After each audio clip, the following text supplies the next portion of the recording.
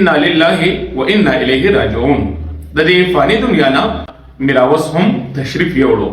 الله دې ورلا جنت الفردوس ورکی او ټول لواحقین الله تعالی دې ورلا صبر جمیل ورکی.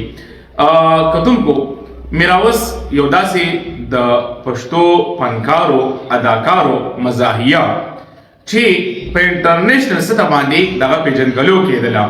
میراوس زه ماشوم راغټ شوم خدا میراوس و.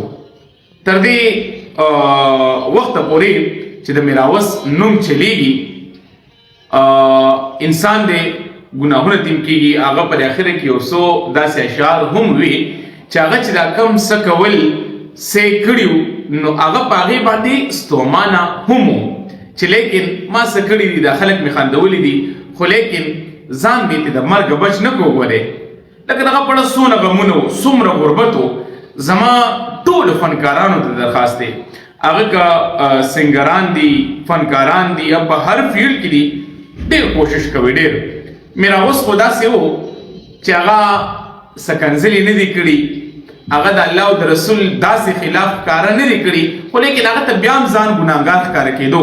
الله دې ولې جنت الفردوس ورکړي. خو ډېر خلک دي هغه که سنګینګ کوي هغه نور داسې فنکاران دي ډرامې جوړي فلمونه جوړي هغې ته زه عاجزانه درخواست کوم مرګ حق دی.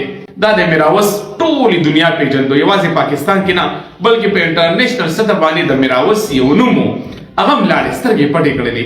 په خپل عمل باندې نظر واچوئ. یو انسان دې صرف د میراوس باره کې دا نه وایي زموږ د ملګري خبره وایي اکثر داخله کمنټ کوي چې د الله عدالت کې اوس پیش کېږي سب ورسره کېږي ګوره لاړې جهنمي شو. دا فیصلې تاسو مه کوئ کتونکو. دا فیصله یو د الله ذات کولی شي.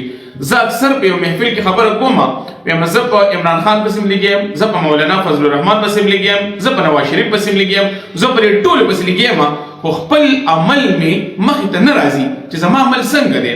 که دا بعضې باچا دا بعضې په موږ باندې د مشران راځي دا زما د عمل د وجې نه راځي نو لیکن موږ خپل عمل ته خیال نه کوو او بل ته ګورو چې دا بل داسې دی دا بل چې ډېر زیات ګناهګار دی. لیکن د چا باره کې هېڅ هم مه وایئ چې د دنیا نه لاړ شي بیا خو بد مه وایئ. دعا ورته کوئ الله دې میراوس لا جنت الفردوس ورکړي. الله دې ولا لا مقام ورکړي او الله تعالی دې موږ لا د شهادت مرګ د ایمان مرګ او د حیا او د عزت ژوند الله تعالی راکړي.